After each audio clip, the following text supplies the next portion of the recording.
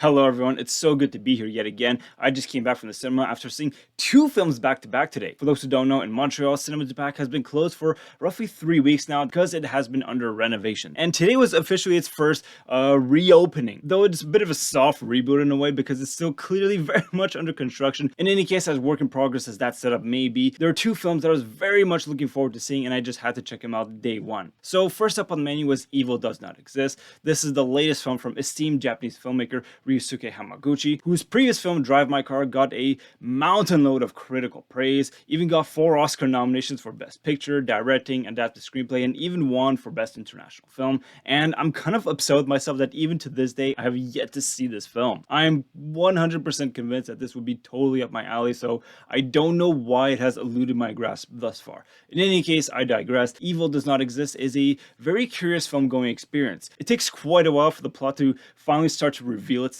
In fact, for the first portion of the film, we barely even have any dialogue whatsoever. We spend quite a lot of time in nature, and there's this remarkable simplicity about it all. That's not to say it has no depth. In fact, I find it's a very rich film, and this is in large part due to the rather immaculate cinematography. The imagery of the landscapes, the forest, and the running waters is just beautiful and serene to immerse yourselves in. And there are also a few shots early in the film that I felt had very strong composition elements. The pacing of the film is very slow and measured and is very much a slow burn, but there's a lot of really detail-oriented work buried within. In terms of the cinematography, I particularly love the use of color in this film. There's a truly interesting research in the use of color coding for narrative elements that highlights very important mise-en-scène elements, and it also has a very powerful usage in the composition of the frames themselves. There are definitely a few shots in this film that I think will be really interesting to analyze in the future. And even from the start of the film, and reminding you that I didn't know anything about the thematics or the plot of this film, I was mesmerized by how the film used the color blue in its color palette, which made total sense once the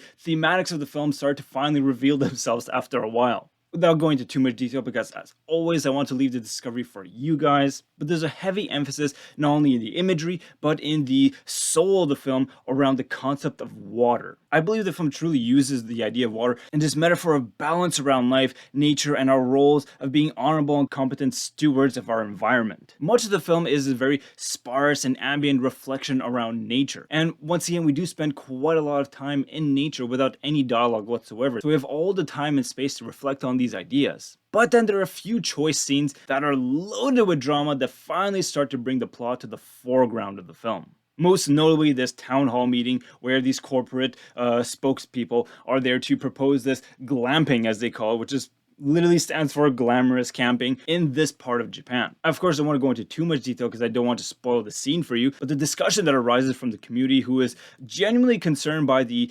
motivations of this corporate entity who are clearly profit-driven and how that would impact their lives and their relationship, their very intimate relationship to the environment that they live in, is truly thought-provoking. These aren't just a bunch of dumb farmers here who have no education or skill set in the world. Quite far from it. And I also found it fascinating just how much variety of different kind of mindsets exist within this community. And there's a genuine sense of leadership and ownership that's taken intrinsically among each and every one of them. Wonderful scene, truly. There are a few other really great dramatic scenes, such as this one, though indeed, for the most part, we do spend quite a lot of time in nature, as I alluded to previously. There's quite a lot of silence used in this film, which leaves us to reflect deeply on everything that we're learning as we're going through it. Though apart from the sounds, every now and then there's a simply wonderful and soaring soundtrack made by Aiko Ishibashi, who, as I understand it, isn't generally a film composer, but she has collaborated with Ryusuke on his previous film Drive My Car, and I've heard wonderful things about that score.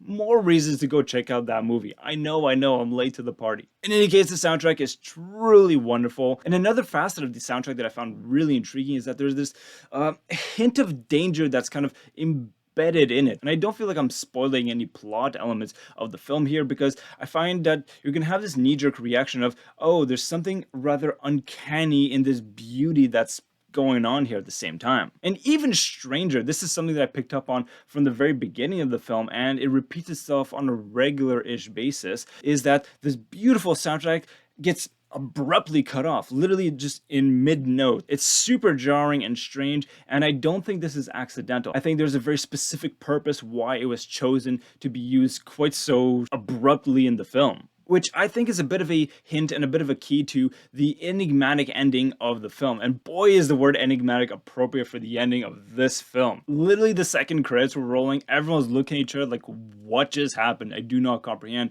And folks started chatting each other, asking some questions, and analyzing what was going on. So this is a wonderful film to go see with friends and then discuss after. This is quite the brain teaser and quite a left turn as well for the film. Obviously, I won't spoil what happens, but I would invite you to look at it from a more poetic point of view rather than looking from a very traditional, grounded perspective, as the film, for the most part, is. Which is why the ending is so surprising, because it just throws a lot of that out the window. But at the same time, I do feel that a lot of the thematics and the symbolism that is used throughout the film kind of have a really clever way of coming back in this final sequence of the film. It is quite a mystery, and I by no means think I have it all figured out. But yeah, that was something. Very clever screenwriting as far as I'm concerned. So to wrap up my feelings around this film, it's probably going to be way too much of a slow burn for most people. But nonetheless, I think this is a very powerful piece of cinema artistry and poetry. I love this sense of deep reflection on community, our harmony with nature. There's a lot to unpack here in this relatively short film,